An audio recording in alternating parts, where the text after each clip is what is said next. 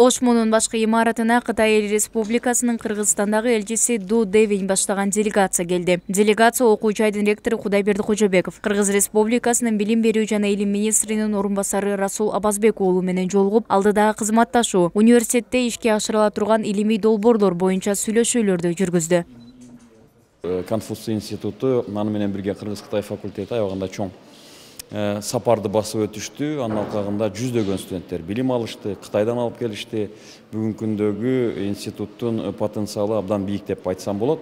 Бекеринен ошол Конфуций институту баягы үлгүлүү Конфуций институту деп адашпасам, мындан бир 17-жылы болсо керек эле, 17 же 18-жылы андагы мурдагы ректор Каныбек Исаковдун мезгилинде ошол үлгүлүү институт деп 600 институттун арасында ушундай бага татыган. Жолугушуунун жүрүшүндө элчи айым Кыргыз-Кытай факультетинин студенттерине, окутуучуларына «Бир алкак, бир жол» аталышындагы конок лекция окуду. Лекцияда элчи Ду Дэвин Кытай менен Кыргызстан биргелешип бир катар маанилүү долбоорлорду ишке ашырып, жаштарды эки өлкөнүн достугунун улантуусу жана Кытай-Кыргызстан коомчулугун курууга өздөрүнүн күчүн кошууга чакырды. Ошондой эле элчи айым эки өлкөнүн ортосундагы мамилелерди чыңдоого жогорку окуу жайлардын ортосундагы байланыштагы чоң роль ойноп жатканын билдирди.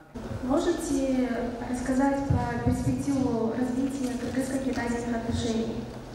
Иш-чарада элчи Ду Дэвин айымга Ошмунун эмгек сиңирген ишмери төш белгиси карылды.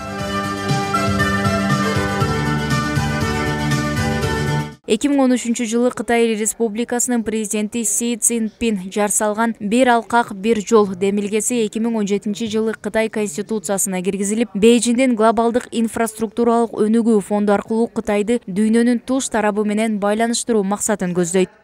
Мээрим Айтмаматова, Нурсултан Бакай уулу, Ошму жаңылыктары.